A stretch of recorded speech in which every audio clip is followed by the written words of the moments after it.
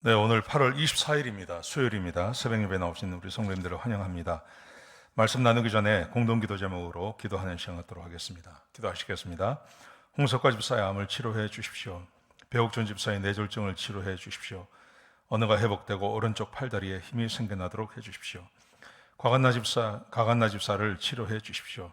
권하자 집사가 다시 걷도록 해 주십시오. 이승학 성도의 뇌종양 치료가 잘 되게 해 주십시오. 권현민 형제를 치료해 주십시오. 김에브람 형제가 신장 이식을 속히 받도록 해 주십시오. 김시희 집사의 뇌종양 치료가 잘 되게 해 주십시오. 우한 폐렴으로부터 우리를 지켜 주십시오. 예수님의 이름으로 기도합니다. 아멘.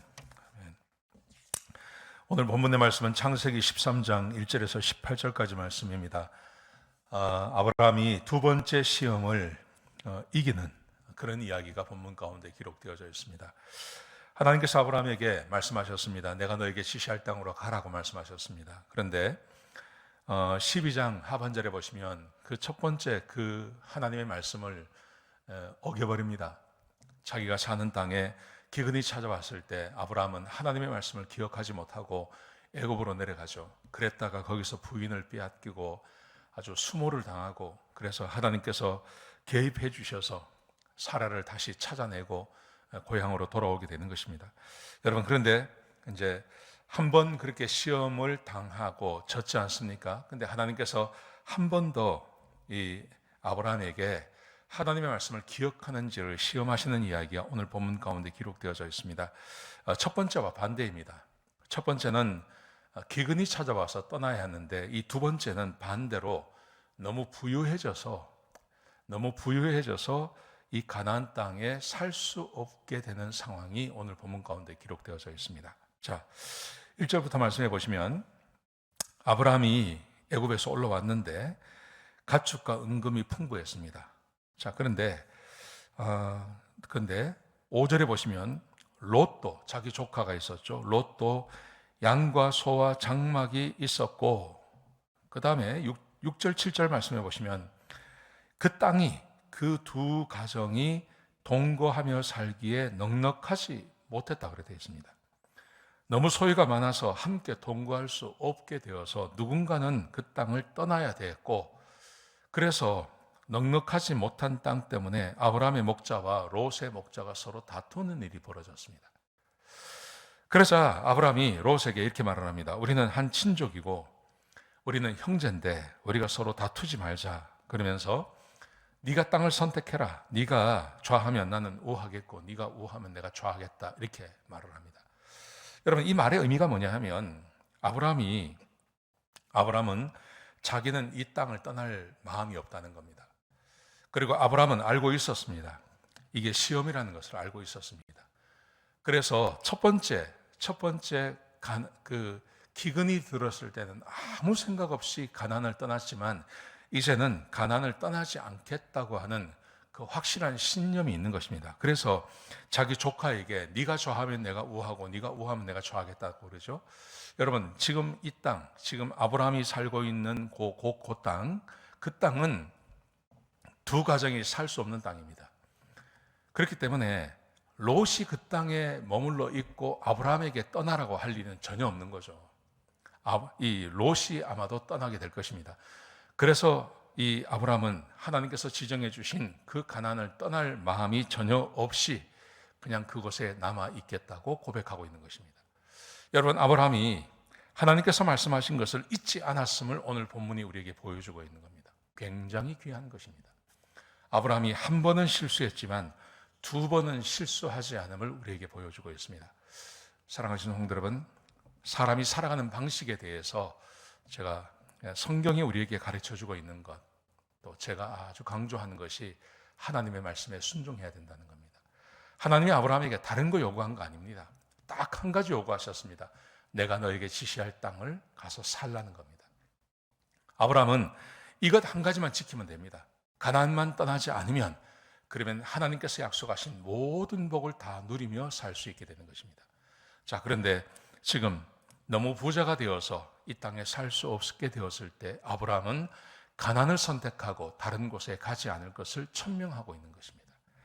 자, 그런데 롯은 어떻게 하는지 보십시오. 롯은 10절에 보시면요, 요단 지역을 보니 소알까지 물이 넉넉하고 하나님이 소돔과 고모라를 멸하기 전이므로 여호와의 동산 같고 에덴 애굽 땅 같더라. 눈에 굉장히 좋아 보이는 땅이 있었습니다. 그게 바로 요단 건너편입니다. 요단 건너편. 요단의 동쪽 땅을 말하는 것입니다. 거기는 가나안이 아닙니다. 거기는 굉장히 물이 넉넉한 아주 좋은 땅. 그래서 비유해서 말하기를 하나님의 동산, 에덴 동산 같고 애굽 땅 같더라. 그렇게 말하고 있는 겁니다. 자, 롯이 거기를 선택합니다. 그리고 그쪽으로 떠나버립니다. 아브라함은 비록 척박한 땅이지만 하나님께서 지시해 준 땅에 남습니다. 그런데 롯은 떠나갑니다. 이것이 롯의 불행이었습니다. 여러분, 롯은 하나님의 말씀을 모르는 사람이 아니었습니다. 롯은 자기 삼촌 아브라함과 함께 처음부터 같이 있었습니다. 그래서 하나님께서 아브라함에게 무슨 말씀을 하셨는지, 그리고 자기 삼촌 이 아브라함이 애굽에 내려갔다가 어떤 수모를 당했는지, 하나님께서 어떻게 구원해 주셨는지 다 알고 있습니다.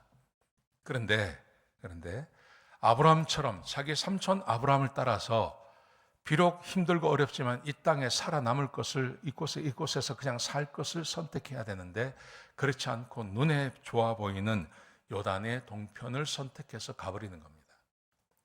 그래서 고난받는 겁니다. 롯이 얼마나 고난을 받습니까? 그래서 고난을 받는 겁니다. 여러분, 우리의 인생에 실패가 없고 그 다음에 하나님께서 함께 하시며 하나님의 은혜가 떠나지 않기 위해서는요, 다른 거 없습니다. 하나님의 말씀에 순종하며 사는 것밖에 없습니다. 다른 것은 없습니다. 다른 방법은 없습니다. 하나님의 말씀에 순종하며 사는 것입니다. 자, 롯이 떠났습니다. 여러분, 상상해 보십시오. 지금 친족이 있다고 하지만 조카 롯이 제일 가깝습니다. 근데 조카 롯이 떠나버렸습니다. 혼자 남았습니다. 그 땅은 아주 척박한 땅입니다. 아브라함의 마음이 얼마나 아팠을까요?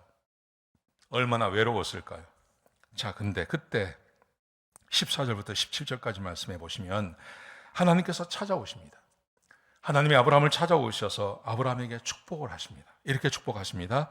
14절에 보시면요, 너는 눈을 들어 너 있는 곳에서 북쪽과 남쪽과 동쪽과 서쪽을 바라보라. 보이는 땅을 내가 너와 내 자손에게 줄 것이고 영원히 줄 것이다. 하나님이 눈에 보이는 모든 땅을 아브라함에게 줄 것이며 그의 자손에게 줄 것이라고 약속하십니다.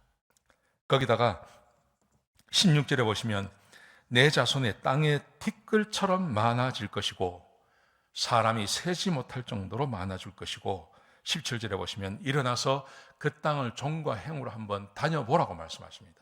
실제로 주겠다는 말씀이죠. 여러분, 하나님께서 하나님의 말씀을 지키기로 결정하고 하나님의 말씀을 기억하고 그 말씀대로 살기로 결정한 이 아브라함, 즉시 찾아오셔서 그를 축복하시고 그에게 복을 약속하십니다. 여러분, 이것이 사람이 사는 방식입니다. 사람은 하나님의 말씀에 순종하며 사셔야 됩니다. 이것밖에 없습니다. 다른 방법은 없습니다. 하나님의 말씀에 순종하며 사는 것, 그게 유일하게 사람이 행복을 잃어버리지 않고 살 수 있는 방법입니다. 사랑하는 성도 여러분, 오늘 이렇게 아침에 하나님의 말씀을 듣는 건 너무 잘하신 것입니다. 오늘 이 말씀 꼭 기억하시고 내가 지켜야 될 주의 말씀, 내가 반드시 기억해야 될 말씀을 기억하시고 지키시며 하루를 보내시는 그런 복된 우리 성도님들이 다 되시기를 주의 이름으로 축복합니다. 기도하시겠습니다. 아버지 하나님, 우리에게 귀한 시간 주셔서 감사합니다. 하나님, 주의 말씀에 순종하고 하나님 말씀을 따라 살 때 하나님께서 아브라함을 축복하신 것처럼 우리에게도 복의 복을 더하여 주옵소서. 하나님께서 축복하시며 하나님께서 은혜를 베풀어 주시는 그런 귀한 나날들이 될 수 있도록 역사하여 주시옵소서. 주님 감사합니다. 예수님의 귀하신 이름으로 간절히 기도드렸습니다. 아멘.